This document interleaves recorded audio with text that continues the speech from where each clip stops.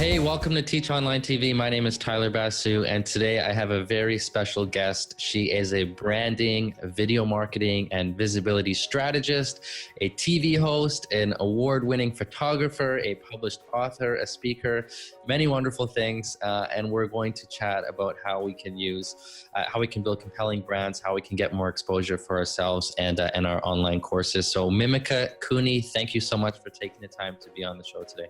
Well, thanks for having me on. I always love to talk about these things. I can talk a hind leg of a donkey. So we've got lots of great juicy content we want to give everybody today. Yes, I'm excited to dive in. And I know you work, primarily with female entrepreneurs, and you help them boost their visibility, attract their clients, build their brands. But this stuff applies to everybody. So yes. I think that, there's going to be guys, like myself, who get value out of this as well.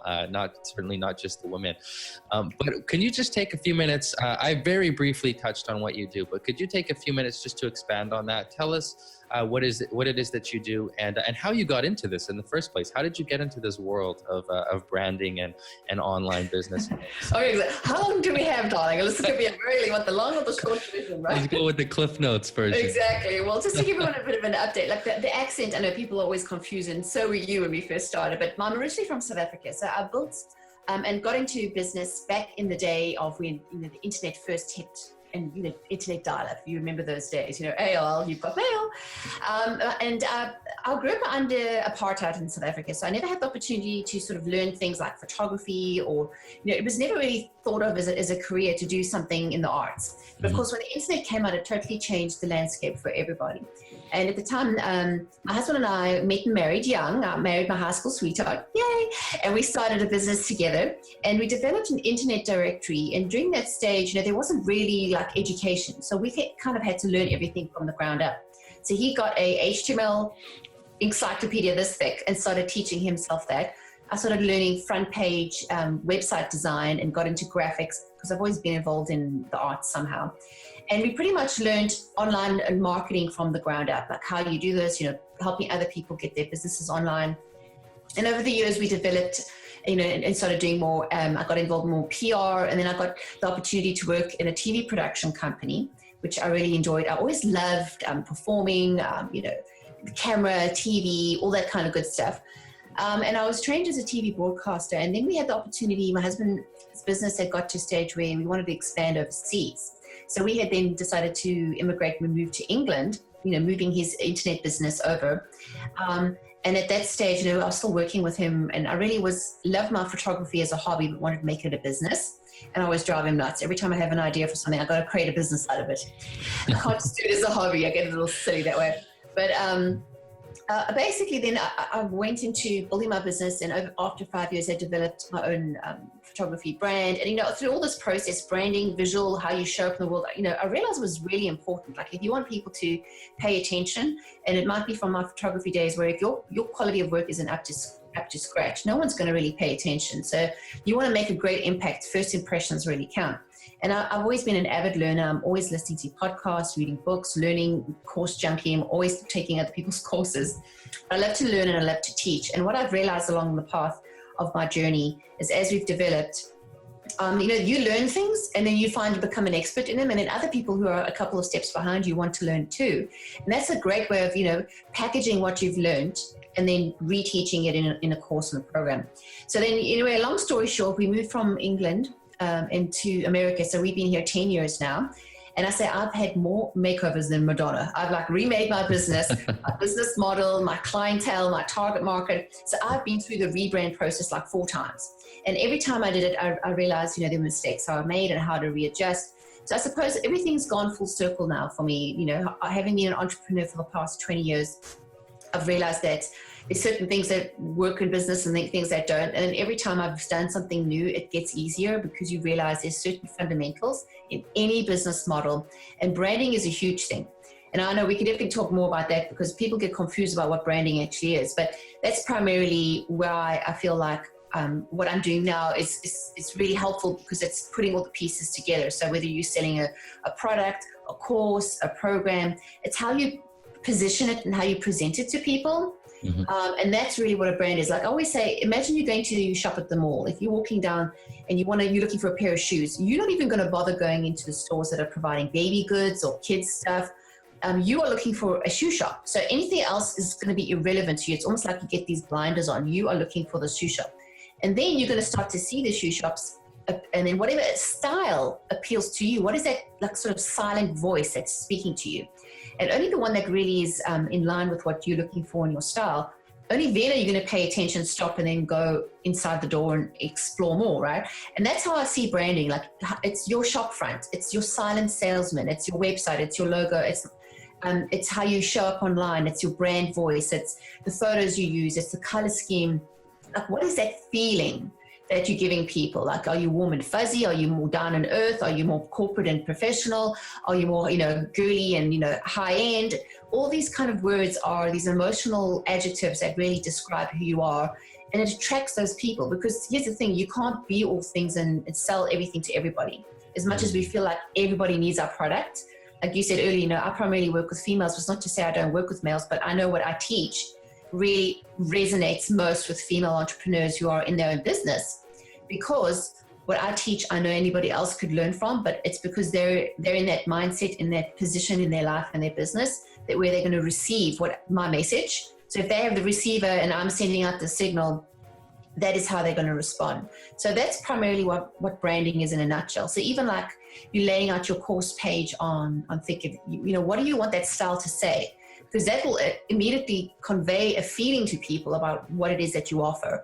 And that's why I'm a big believer in offering high quality imagery, especially in today's online world. Like, don't even get me started about the bad headshots. Like, seriously, people. Like, we do not want to take a profile photo, selfie in the dark where I can't see your eyes. And that's why, part of what I do with my clients is do everything from their headshots, their branded video, their graphics.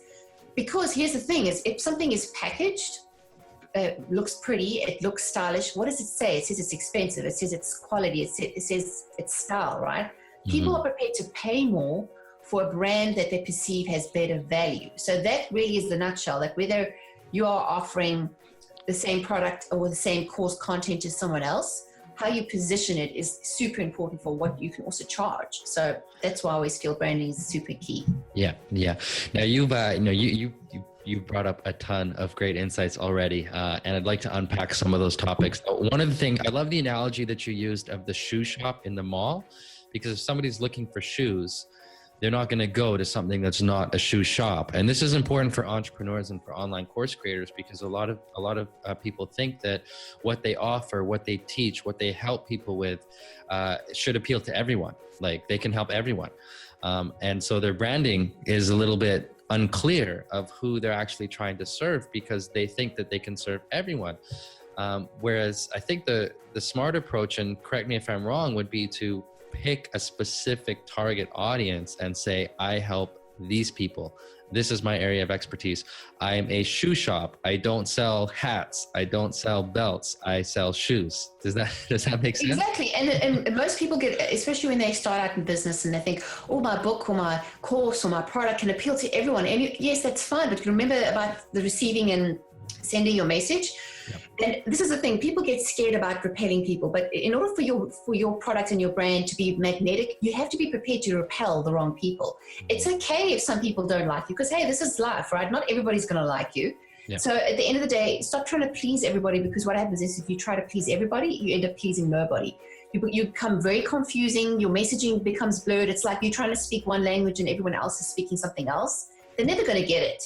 So, pick a target market. And then what happens is, what makes a business and a brand do really well is, instead of going a mile wide and an inch deep, you want to go an inch wide and a mile deep. So, and if you can get into the mind of your customer, like, what are they thinking? What are their pain points? What are they looking for? Like, if someone wants to figure out how to lose 10 pounds in 30 days, they're going to be searching out that course, that program that's going to appeal to them.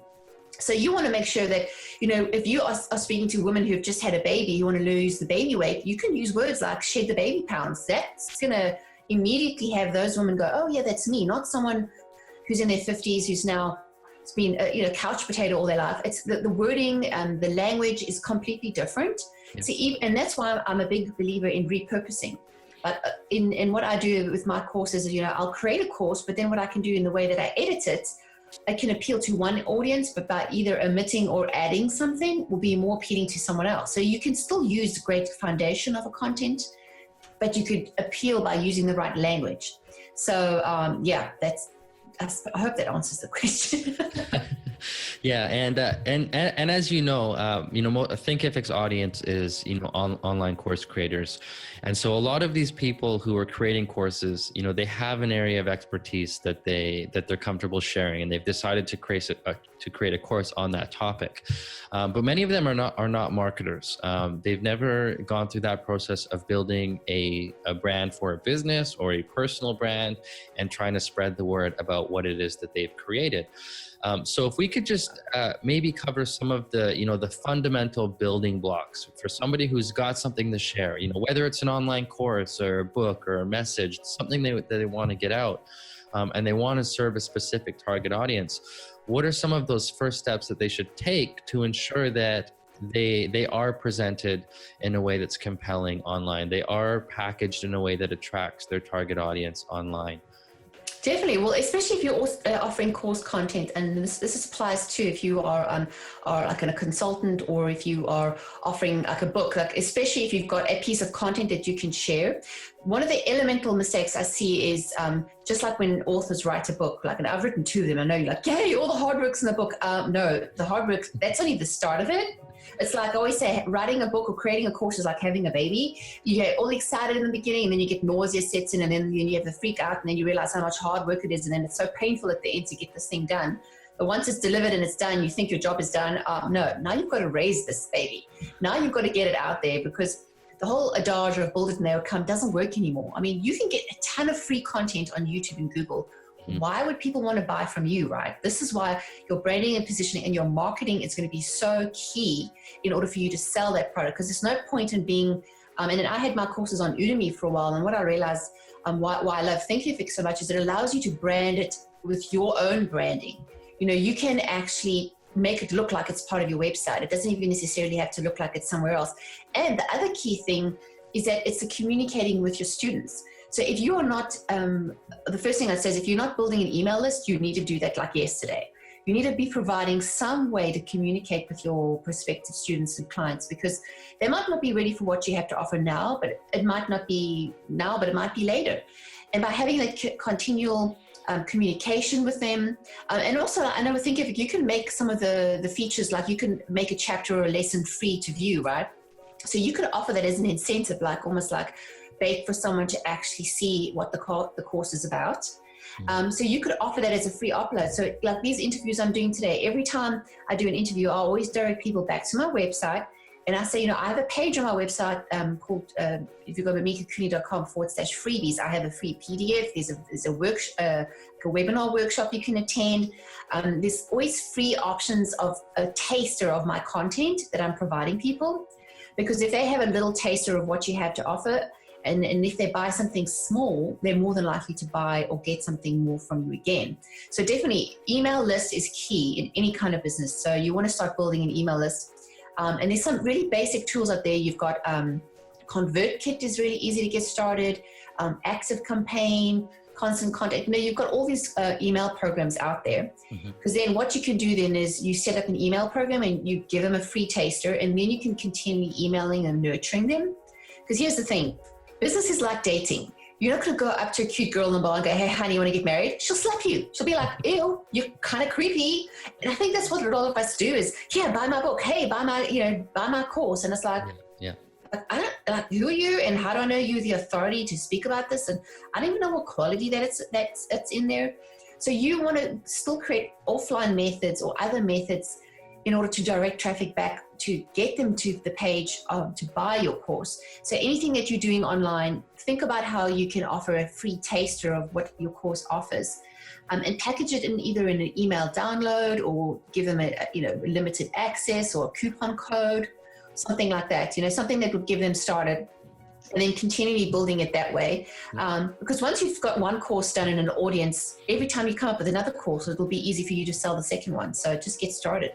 No, that's great advice. And I come from a sales background, and we were taught that it takes like more than one call or more than one touch to get a sale. And I think people forget that online. They think, they've got the course, I should just be able to run an ad straight to my course and people will click on it and buy the course. But that's usually not the case. So what you're saying is, build that email list so that you can provide some value, so that you can, or give them free access to your content, give them multiple chances to learn from you, to experience your brand before they decide that they're going to buy your course from you.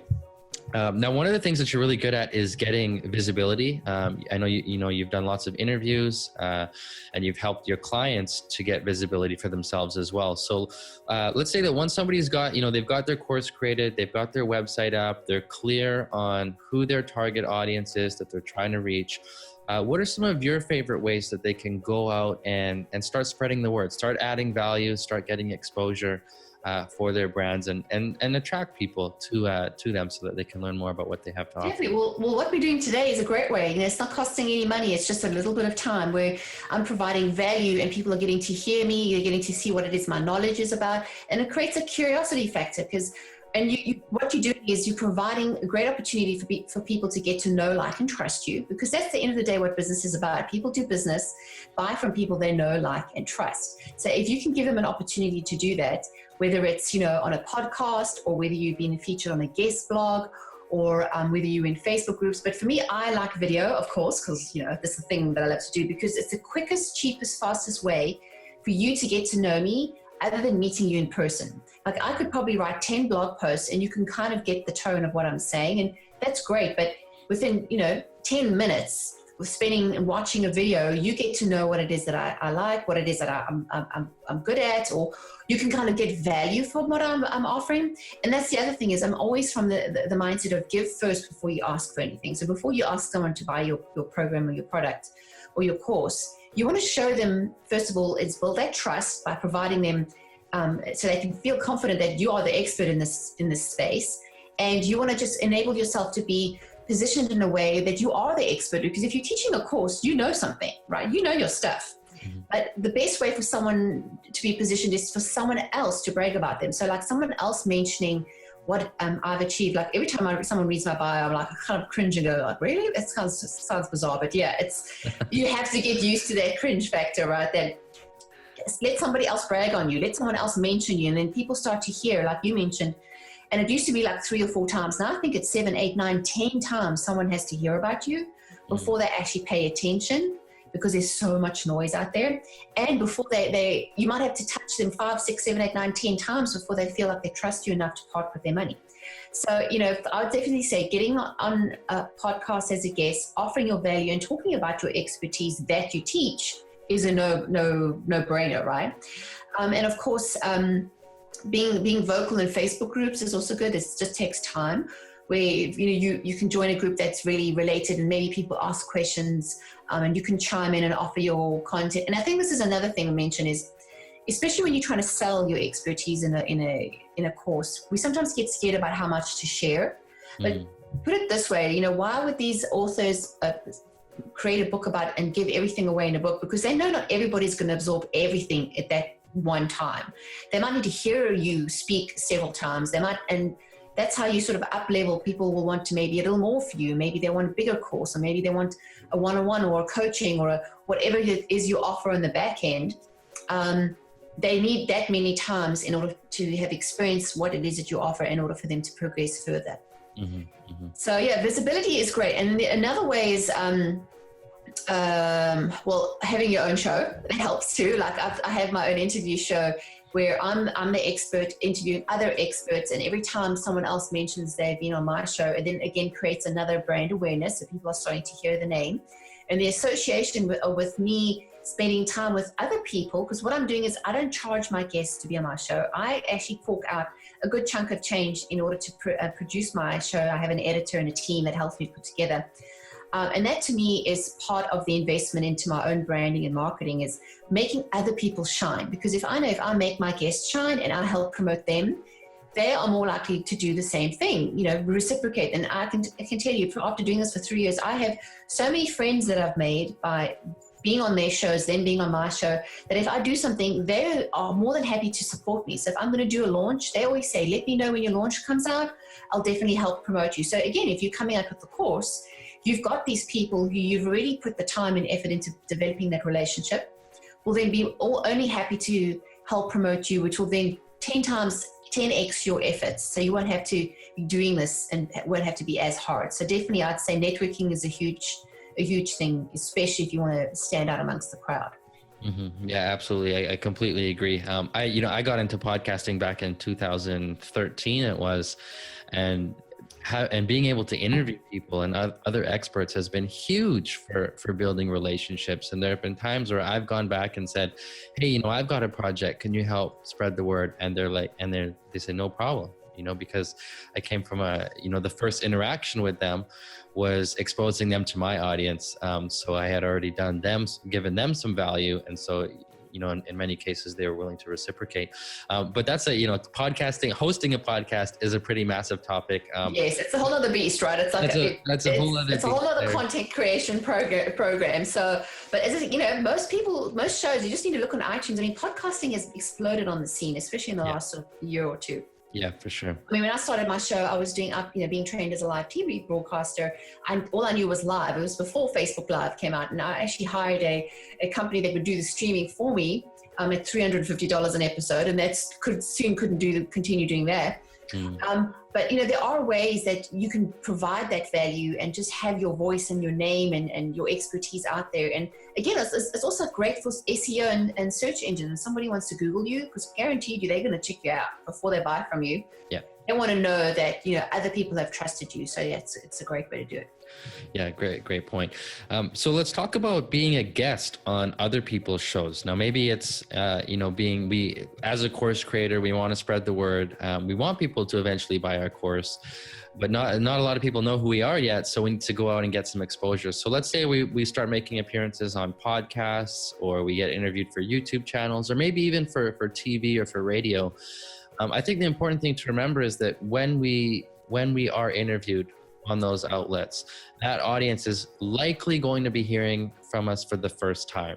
So I don't think the goal should be to try to pitch, our course, or try to get, customers from that first interaction to somebody else's audience. So what do you think is the smart approach? What should our goal be when we're exposed to somebody else's audience in one of those scenarios? Exactly. Well, the thing is, you don't want to, as you said, you don't want to come out, pitching right away, because it just doesn't, people are like, well, I don't really know you, I don't trust you yet.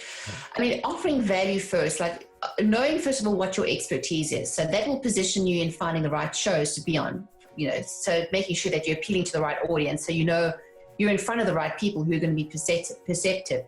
But being a great guest entails you obviously being very communicative, emailing back, doing the things you need to, making sure your tech is up to standard. Like I use a video light. I always make sure I have a good quality USB mic, a good quality webcam, because the one thing I can't stand is if I ever have a guest who's got very bad connection or the internet, it makes my life so much harder and more expensive in post-production. So if you can make things easy, show up and provide your interviewer the tools they need, and things like make sure you have a good headshot photo you can send them, because most graphics, or whether we do a YouTube cover art or on the podcast, people will use your photo, or they use it in the show notes, so people can identify you. And ideally you want to be using the same, if not similar style that you have on maybe your social media platform. So if they go check you out on Facebook and Twitter, it's the same photo, they recognize you, right? You're not like wearing shades and you look like you throwback from 1980s. What do you want people to see when they see you online? So you should have consistency across like your website, your social media. It should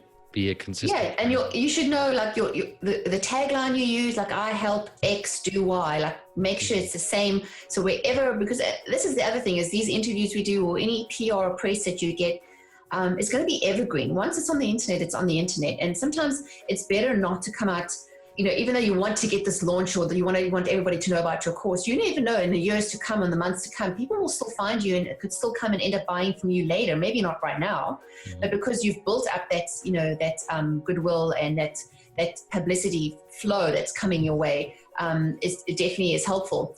And then of course you want to have a good bio. Like I say, about 400 words is more than sufficient. Like what you read of mine is literally your highlights, your brag reel, if you want to call it. Yep. Why do people why you're the expert for people to listen to. What can you show that you have achieved that enables you to be the person they can listen to? And how do you help and serve people? Like if they're interested in getting in touch with you, how can they find you? And then of course, having some way for them to go, which I always advise to be your website, and giving them something for free. So even though I have courses that I host through Thinkific, I have like 8 of them, I'm not going to come out the back and tell everybody about that. I would rather offer them something free first. So if they go to mimikacooney.com, I have a how to look good on camera guide, which is a 1-page PDF you can get for free. And I'll email that to you, and it basically will show you exactly how to set up your lighting, what to look for. Great tips that I know will help you look good on camera. So when you want to get on a podcast yourself, you've got everything set up. Because at the end of the day, editors, publicists, interviewers, they're busy people. And if you can make their life easier by saying, hey, I'm available to chat on your podcast. These are the topics I talk about. Here's my bio headshot. Let's get going. And they're like, okay, cool. I don't have to do any research. I don't have to go digging for things. Yeah. They love that. So yeah, make it easy. Great advice. Great advice. So make it easy for people to interview you, make it easy for them to make the decision if you're a good fit for their show, and give them everything they need. Give them those bios, give them those talking points or those areas of expertise that you have, the photos that they might want to put on the show notes page, for example. And in the interview itself, don't try to do the hard sell. You mentioned that when something is put online, like an interview, that's evergreen. It could be online for years. And so maybe not trying to time that interview to promote your next launch, isn't the best approach. Maybe just try to add value, give away a free resource, tell people where they can find you, so that even if they hear that interview later, after you promoted something, that's fine. They still come and they find you. You've given them some value up front. And if you have something later on that you promote afterwards, if they're part of your audience at that point, you can promote to them directly. So I like those tips, and thank you for sharing those. Sure.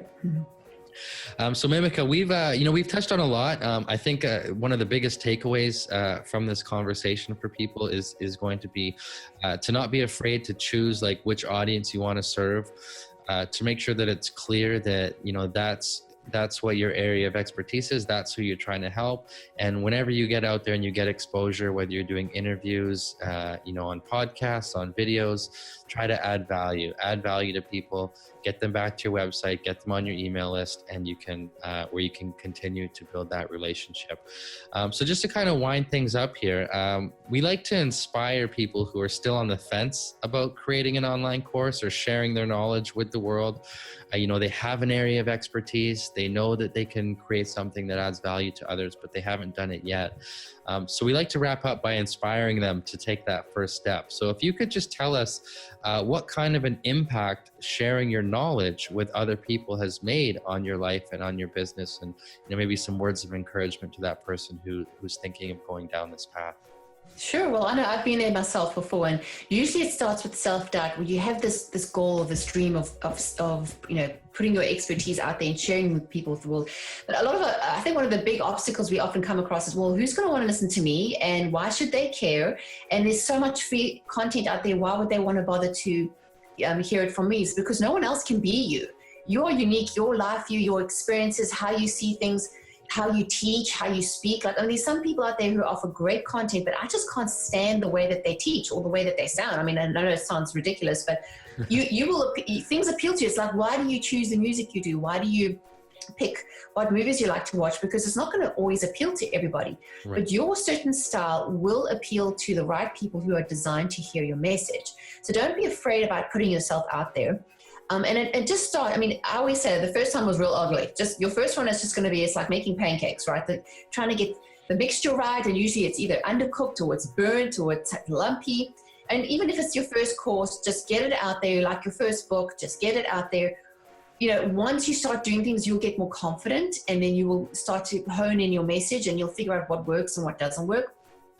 But what I would say is, at least put it out there. And now think of it, it's so affordable to be able to put things and create things out there without a huge production cost. You don't need to be Oprah to create, stellar kind of courses. With a really good setup, like the same setup that I use for interviews is the same setup that I do when I do webinars, or whether I'm teaching courses. Of course, as a photographer, I have more specific kind of equipment I use because I teach video. But, at the end of the day, don't let the technology hold you back. The iPhones and the smartphones of today, the camera quality is just as good as a lot of the high quality cameras out there. That's not an excuse anymore. You can literally create a course using anything. As long as you know that what you're offering is going to give people a result or a transformation.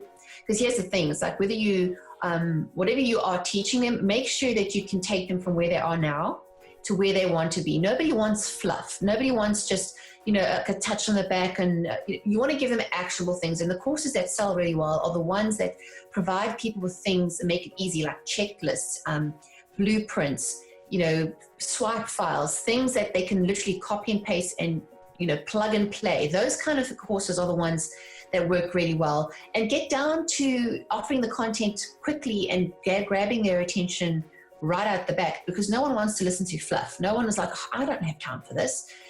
So yeah, definitely make sure the quality of your content is good, but just get it started. You just never know. There's somebody out there who's hoping, wishing, and praying for a solution, and you're the solution. So get out there and do it.